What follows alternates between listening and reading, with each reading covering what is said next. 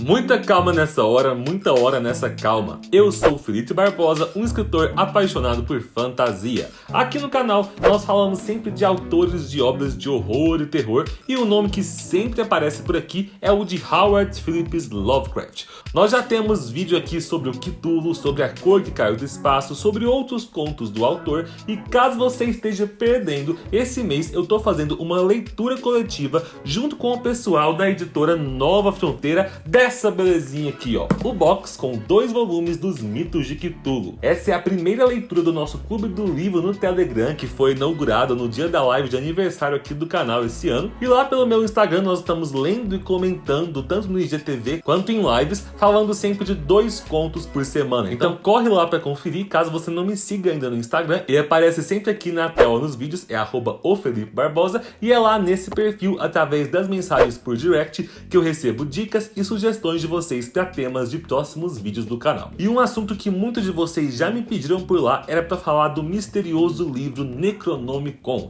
principalmente depois dessa última semana, quando a gente discutiu na leitura coletiva sobre o conto O Horror de Dunwich, que tá aqui no volume 1 desse box. Muitos de vocês me mandaram mensagens curiosas sobre esse livro poderoso que tem um papel tão importante nesse conto. Acontece que nesse mesmo livro aqui, a gente tem também lá na página 147 um conto bem menor escrito pelo Lovecraft que se chama A História do Necronomicon. E eu reuni então as informações desse conto junto com as informações que nós temos dos outros contos nos quais o Necronomicon aparece, para fazer esse vídeo completo para vocês. Então já deixa eu curtir aqui no vídeo para ajudar ele a ser bem recomendado e bora lá então!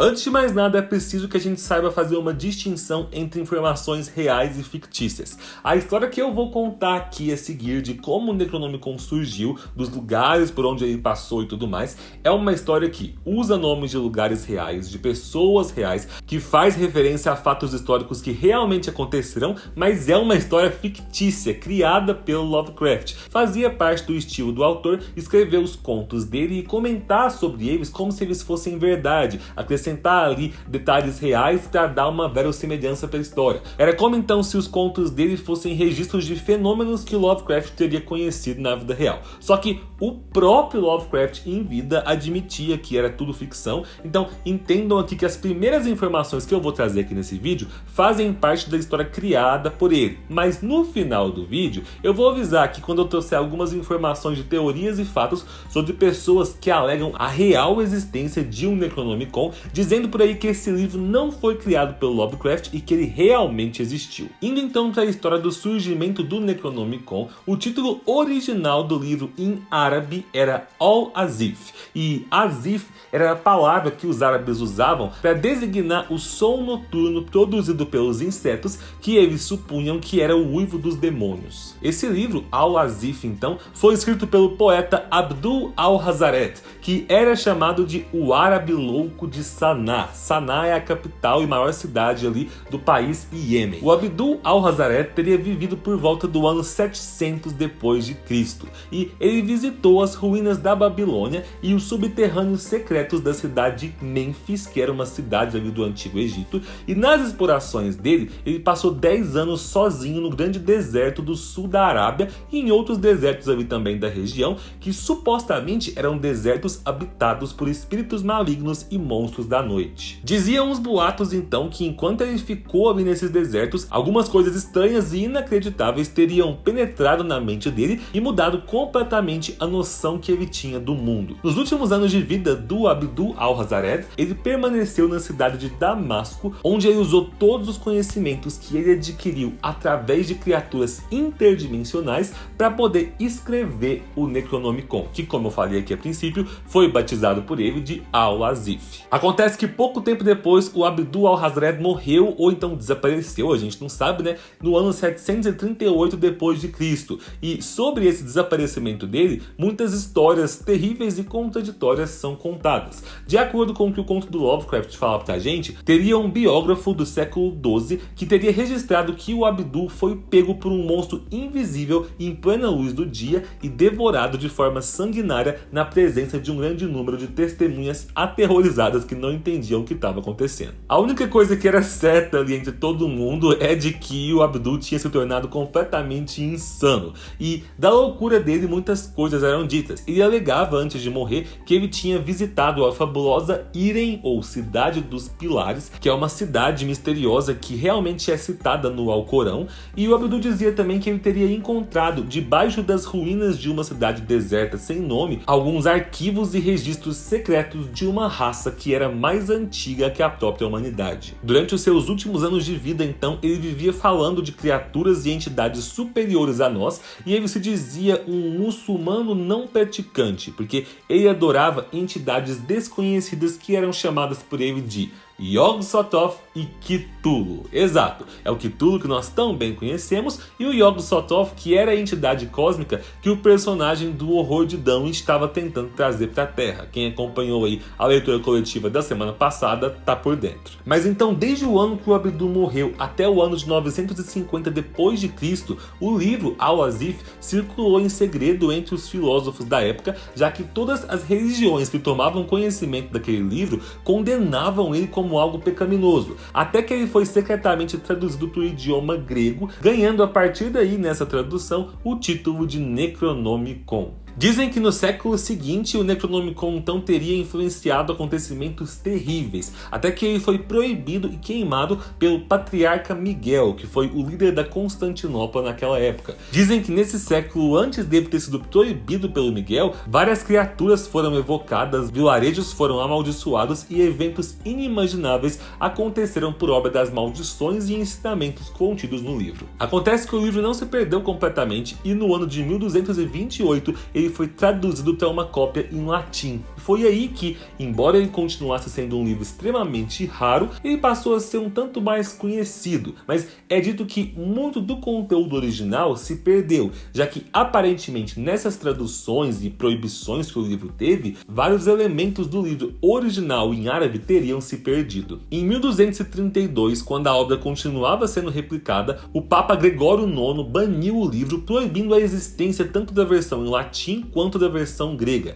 A partir disso, então, nos anos seguintes, quase todas as versões existentes ao longo da história foram destruídas, sobrando pouquíssimas existentes até o século XX. Dentre os poucos textos latinos que foram salvos, existem, de acordo com Lovecraft, uma cópia guardada no Museu Britânico, outra na Biblioteca Nacional de Paris, uma na Biblioteca Widener em Harvard, uma na Biblioteca da Universidade de Buenos Aires e a última na Biblioteca da Universidade Miskatonic em Arkham, né? Não poderia faltar. No conto O Horror de Dunwich que a gente tem nesse livro aqui, nós temos o personagem Wilbur Whateley, que está tentando cumprir o legado deixado pelo avô dele, que é o velho Whateley, e ele quer abrir aqui na Terra um portal para a vinda da entidade Yog-Sothoth. E para isso ele precisa colocar as mãos na página 751 do Necronomicon, que contém um ritual para isso. A gente acompanha então o Wilbur tentando contato com as bibliotecas que possuem as cópias desse livro. Ele consegue ter acesso à cópia na Universidade Miskatonic em Arkham,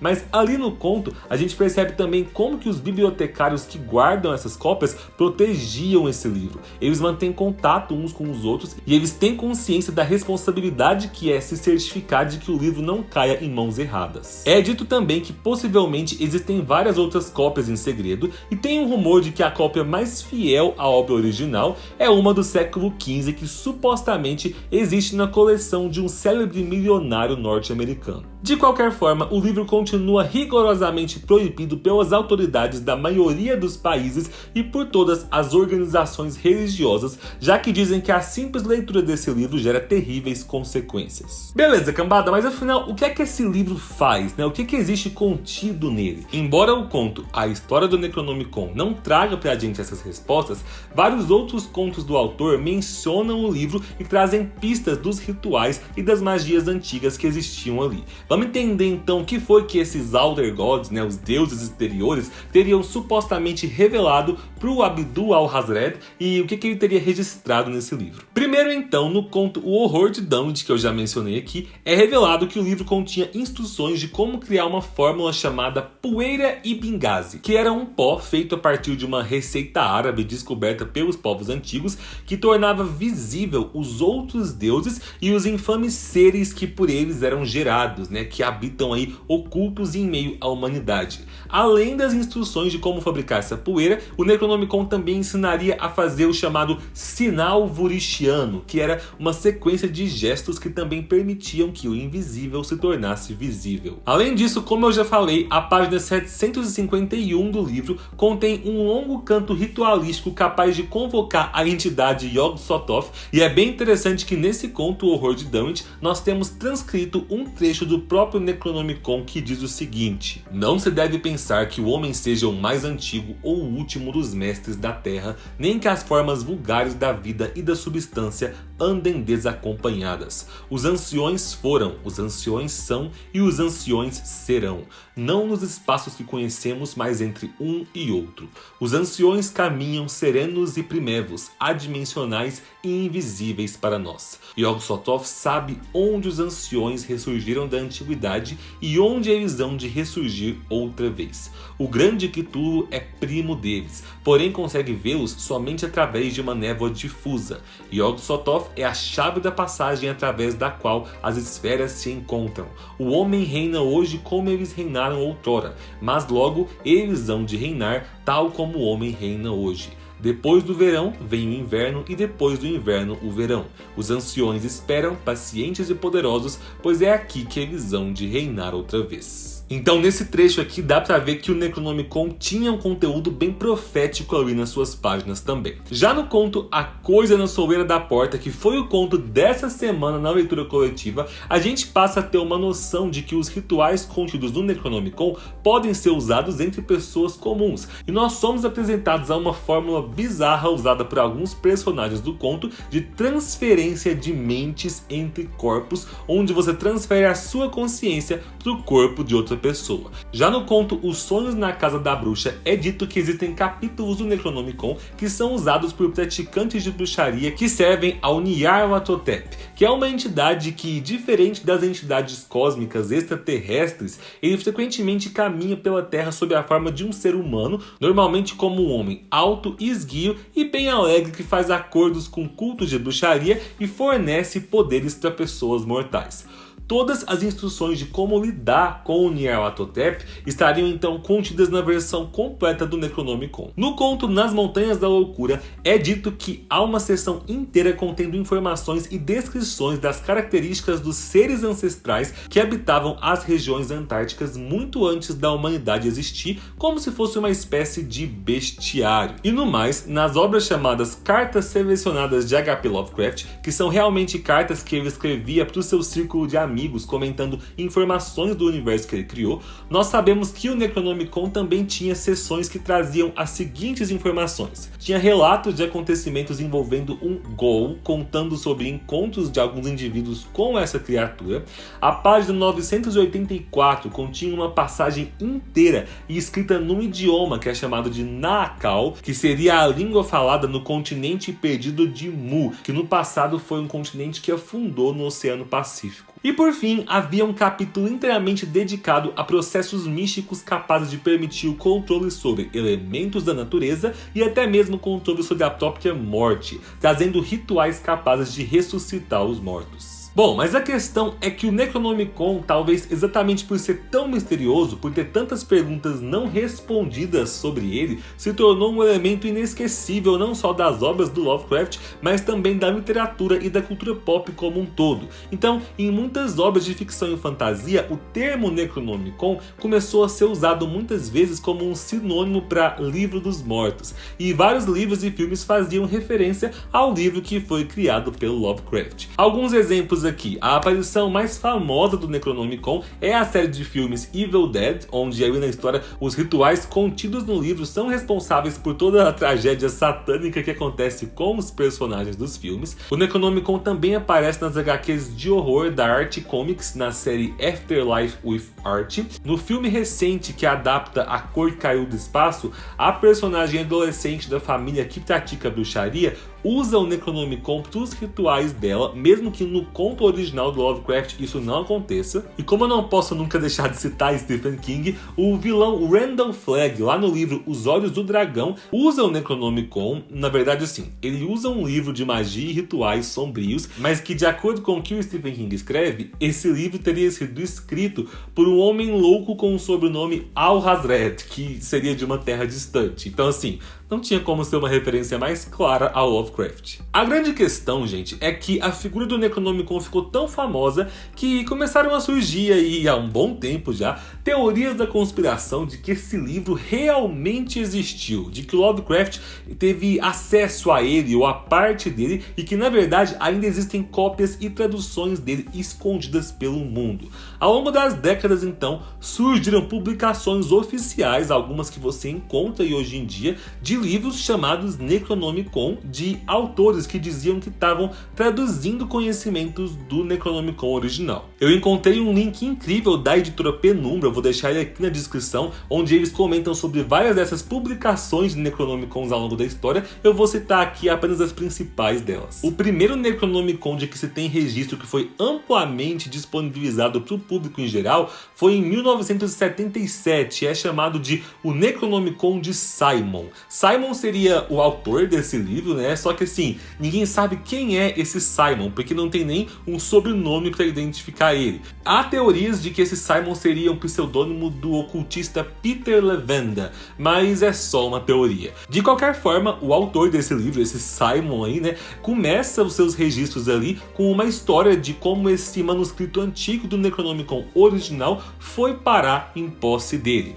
Ele conta ali que ele recebeu das mãos de um monge misterioso a tradução grega de um texto que originalmente teria sido escrito pelo árabe louco. Então Simon conta nessa tradução que ele teria feito experiências práticas com os rituais que existem ali no livro. Então o livro funciona como uma espécie de grimório com rituais descritos em detalhes que podem ser reproduzidos por qualquer praticante de magia na atualidade. Agora, para saber se esses rituais funcionam ou não, é só experimentando, né? Outro Necronomicon que também ficou famoso foi o do Peter J. Carroll, que não publicou exatamente o Necronomicon. Vejam bem como é que foi o rolê aqui. No primeiro livro que ele lançou, que se chamava Liber Nu e Psiconauta, esse Peter J. Carroll, que é um famoso bruxo e cientista, explica ali um método de criação de sigilos. Sigilos seriam símbolos usados para conseguir mentalizar um objetivo que se quer atingir magicamente durante um feitiço.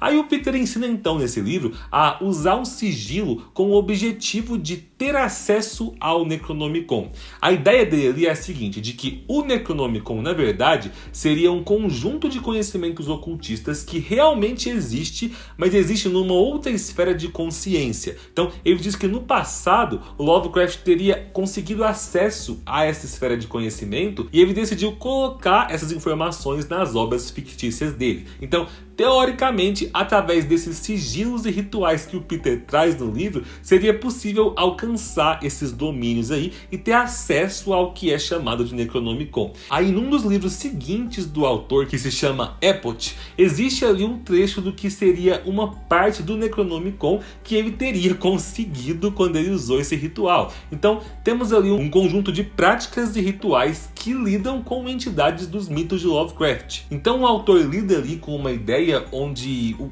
Cthulhu em si, por exemplo, não teria uma existência material, uma existência objetiva, né? Mas na verdade o trabalho mágico com o Cthulhu e com essas outras entidades seria na verdade a possibilidade de usar a força vinda do conceito desses seres extradimensionais, que muita gente acharia que são fictícios, para poderem então realizar magia na Terra. E por último aqui, não podemos deixar de citar também o famoso Necronomicon de Tyson. O autor desse livro é um canadense chamado Donald Tyson. Ele é um ocultista e escritor que se tornou famoso por lançar ali uma série de livros de ocultismo com base na mitologia do Lovecraft. Só que assim, embora o Donald Tyson seja o tipo de autor que fala das suas obras como se tudo aquilo fosse real, em alguns momentos você percebe que ele gosta de brincar ali com coisas que ele mesmo acredita que são ficção, mas ele está tratando como se fosse realidade. Então, no Necronomicon dele, ele bebe diretamente da fonte das obras do Lovecraft mesmo, e ele presta atenção em todos os detalhes e informações que tem espalhados pelos contos originais do autor, para montar ali um livro que seja o mais fiel possível com o que o Lovecraft concebia na cabeça dele. E com certeza foi um dos livros que nas últimas décadas mais ajudou a prosperar aí as teorias da conspiração que acreditam que o Necronomicon realmente existe. Mas me conta aí, o que você acha? Você acredita que o Necronomicon realmente existe ou é só uma ficção que acabou ficando famosa demais? Diz aí a sua opinião nos comentários que eu quero saber. Não esquece de se inscrever no canal para ser avisado sempre que eu lançar vídeos novos por aqui. Muito obrigado pela companhia, um beijo e tchau!